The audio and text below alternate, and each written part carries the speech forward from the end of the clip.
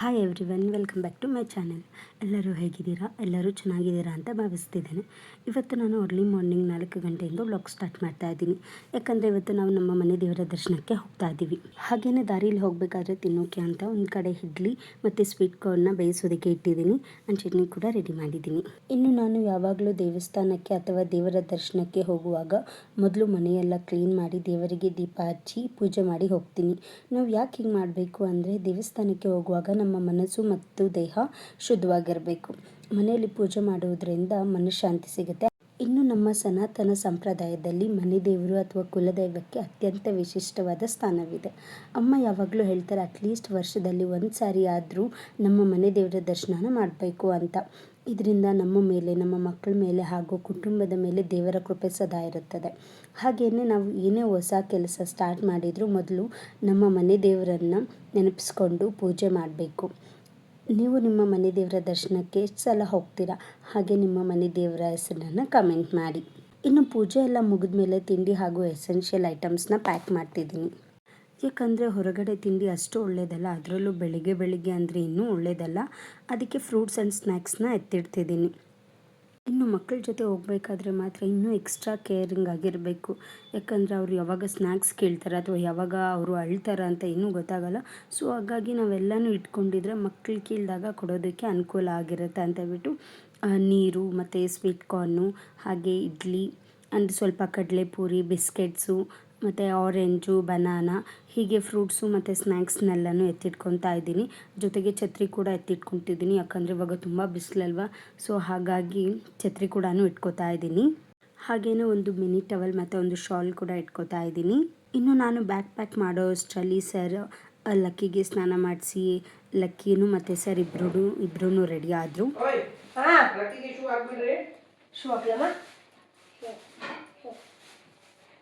ಅಲ್ಲೇ ಇಟ್ಟಿದ್ದೀನಿ ನೋಡ್ರಿ ಅವನು. ನಾನು ಹಾಕ್ಬೇಕಾ? ನಾನೇ ಬರ್ತಿದ್ದೀನಿ ನಪ್ಪ. ಓಯ್ ನಾನು ಲಕ್ಕಿಗೆ ಮ್ಯಾಚಿಂಗ್ ಶೂಸ್ ಅಲ್ಲ ಬಾಚಿನ. ಇನ್ನು ಸರ್ ಇದ್ದರೆ ಲಕ್ಕಿ ನನ್ನ ಹತ್ರ ಬರೋದೇ ಇಲ್ಲ. ಶೂ ಕೂಡ ಅವ್ರ ಅಪ್ಪನ ಹಾಕಬೇಕು ಅಂತ ಹಠ ಮಾಡ್ತಾನೆ ಅವನು. ಆ್ಯಕ್ಚುಲಿ ಅದು ಒಂಥರ ಒಳ್ಳೆಯದೇ, ಯಾಕಂದರೆ ನಂಗೆ ಸ್ವಲ್ಪ ಫ್ರೀ ಸಿಗುತ್ತೆ ಅಲ್ವಾ, ಹಾಗಾಗಿ. ನಾನು ಎತ್ಕೊಂತೀನಲ್ಲ, ಲಕ್ಕಿನ ನೀವು ಎತ್ಕೊಳ್ಳಿ. ಅಲ್ಲ ಲಕ್ಕು, ಲಕ್ಕಿನೂ ನಾನೇ ಎತ್ಕೊತೀನಿ. ಲಕ್ಕಿ ನಾನು ಎತ್ಕೊತೀನಿ, ಬ್ಯಾಗ್ ನಿಮ್ಮದು. ಓಕೆನಾ? ಡೀಲ್ವಾ? ಡೀಲ್. ನೀವು ನಮಸ್ಕಾರ ಮಾಡ್ಕೊಂಡು ಬನ್ನಿ. ನಂಗೆ ಕೊಡ. ಇದೆಲ್ಲ ನನಗೇನಾ? ಲಕ್ಕಿಗೆ ನಾನು ತಿಂಡಿ ತಗೊಳ್ಳೋಕೆ ಅಲ್ಲವಾ? ಕಳ್ರು ಇಬ್ರು. ಬನ್ನಿ, ಟೈಮ್ ಆಗುತ್ತೆ. ಇನ್ನು ನಾವು ಬಸ್ ಬುಕ್ ಮಾಡಿರೋದು 5:30ಗೆ. ಆಲ್ರೆಡಿ 5 o'clock ಆಗಿದೆ. ಹಾಗಾಗಿ ಬೇಗ ಮನೆ ಬಿಡ್ತಿದ್ದೀವಿ. ಸ್ವಲ್ಪ ಬೇಗ ಹೋದರೆ ಒಳ್ಳೆಯದು ಅಲ್ವಾ? ನಾವು ಯಾವಾಗಲೂ ಅಷ್ಟೇ, ಎಲ್ಲಿಗಾದರೂ ಹೋಗಬೇಕಾದ್ರೆ ಅಟ್ಲೀಸ್ಟ್ ಒಂದು 10 to 20 minutes ಬಿಫೋರ್ ಬಿಟ್ಟರೆ ಒಳ್ಳೆಯದು. ಹೌದಿಲ್ಲ, ಅವ್ರಿಗೇನು ಮಾಡೋಕ್ಕೆ ಕೆಲಸ ಇಲ್ಲ ನೋಡಿ. ಇಲ್ಲ ನೀನು ಬೆಳಗ್ಗೆ ಎದ್ದು ನೀವು ತೆಗ್ದಿಲ್ಲ ಅಂದರೆ ಇನ್ನೇನು? ಅಲ್ಲ ಬಿಡಪ್ಪ, ಅವರೇ ಬೇಗಿದ್ದಿಲ್ಲ. ನೀನು ಟೈಮಿಗೆ ಎದ್ದಿದ್ದಿ. ಗುಡ್ ಬಾಯ್ ನೀನು. ಬ್ಯಾಡ್ ಬಾಯ್. ಹಿಂಗಲ್ಲ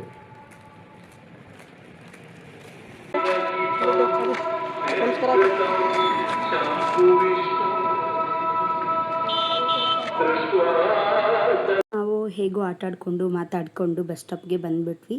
ಅಷ್ಟರಲ್ಲಿ ನಮ್ಮ ಬಸ್ಸು ಬಂದುಬಿಡ್ತು. ಸೊ ಹಾಗಾಗಿ ನಾವು ಬಸ್ ಹತ್ತಿ ಹೋಗ್ತಾ ಇದ್ದೀವಿ.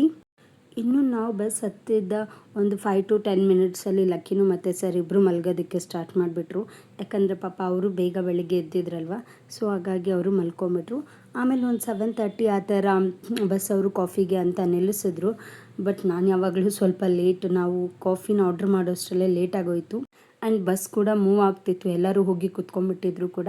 ಬಟ್ ಕಂಡಕ್ಟರ್ ಅಂಕಲ್ ಪರವಾಗಿಲ್ಲ ಅಮ್ಮ, ಸ್ವಲ್ಪ ನಿಧಾನ ಕುಡಿ ಅಂತ ಹೇಳಿದ್ರು. ಸೊ ಹಾಗಾಗಿ ಕಾಫಿ ಮುಗಿಸ್ಕೊಂಡು ಮತ್ತೆ ಬಸ್ ಹತ್ತು ಕುತ್ಕೊಂಡ್ವಿ. ಅಷ್ಟರಲ್ಲಿ ಲಕ್ಕಿನೂ ಎದ್ಬಿಟ್ಟಿದ್ದ.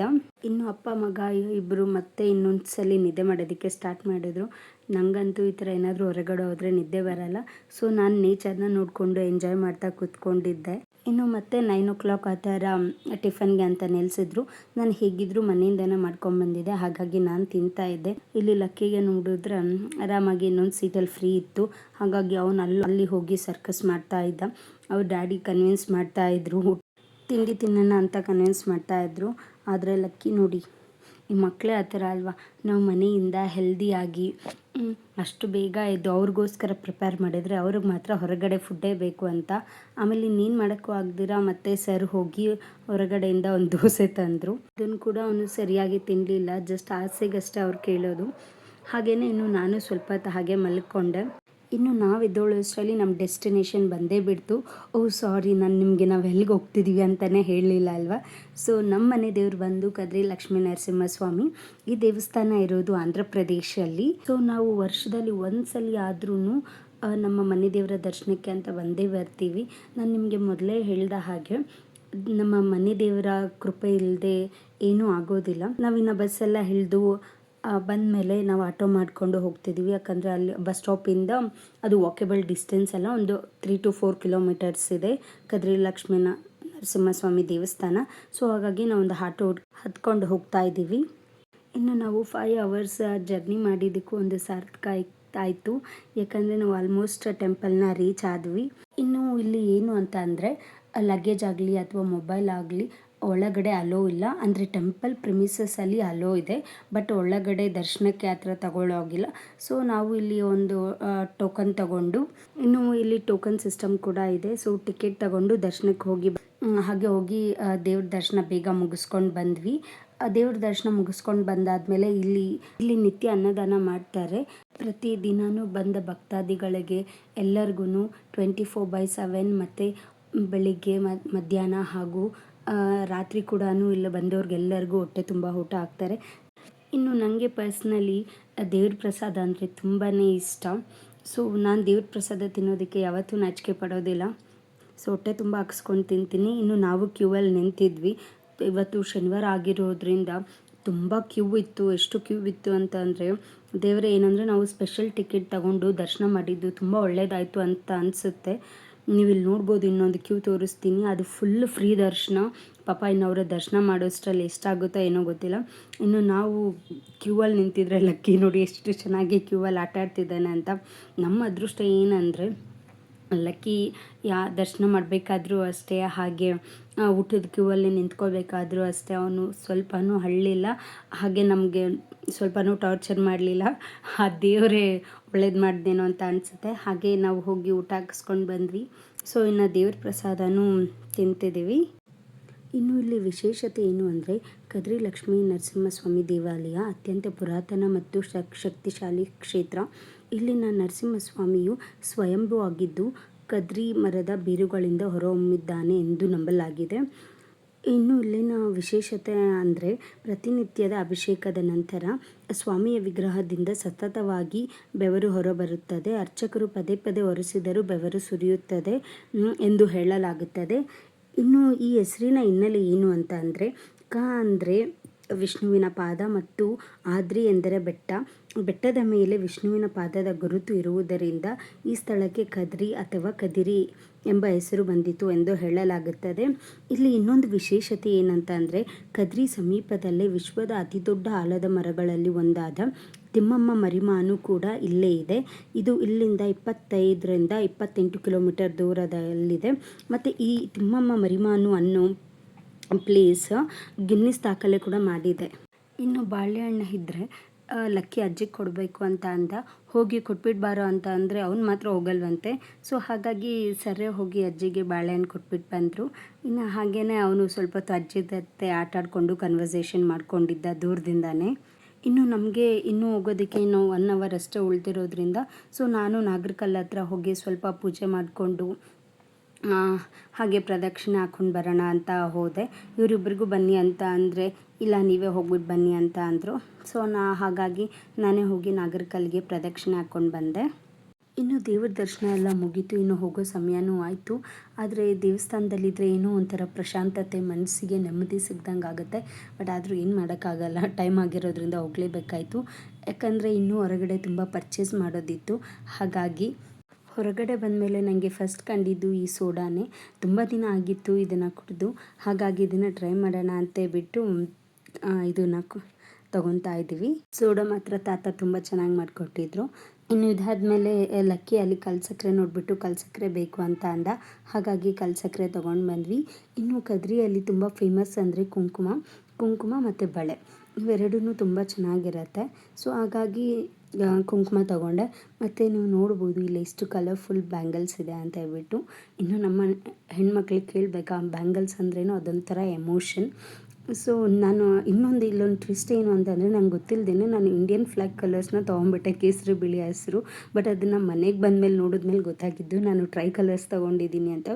ಬಟ್ ಇಲ್ಲಿ ಬ್ಯಾಂಗಲ್ಸ್ ಮಾತ್ರ ಸೀರಿಯಸ್ಲಿ ತುಂಬ ಚೆನ್ನಾಗಿತ್ತು.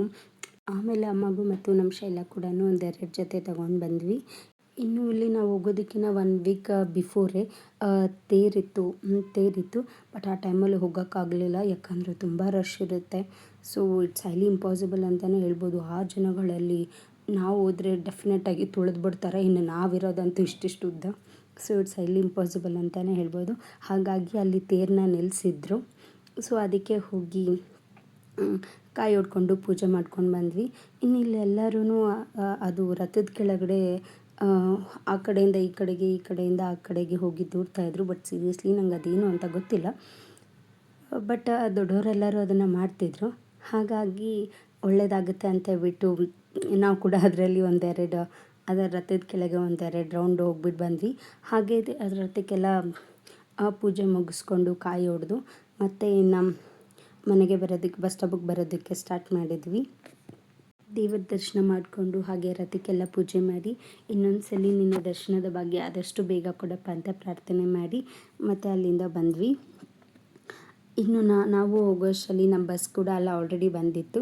ಸೊ ಬಸ್ ಹತ್ಕೊಂಡು ಇನ್ನು ನಮ್ಮ ಊರಿಗೆ ನಾವು ಬಂದ್ವಿ. ಸೊ ಇದು ನಮ್ಮ ಜರ್ನಿ ದಿನದ ವ್ಲಾಗ್. ನಿಮಗೇನಾದರೂ ಇಷ್ಟ ಆಗಿದ್ದರೆ ಲೈಕ್ ಮಾಡಿ, ಶೇರ್ ಮಾಡಿ ಆ್ಯಂಡ್ ಸಬ್ಸ್ಕ್ರೈಬ್ ಮಾಡಿ. Thank you for watching. ಮತ್ತೆ ಸಿಗೋಣ.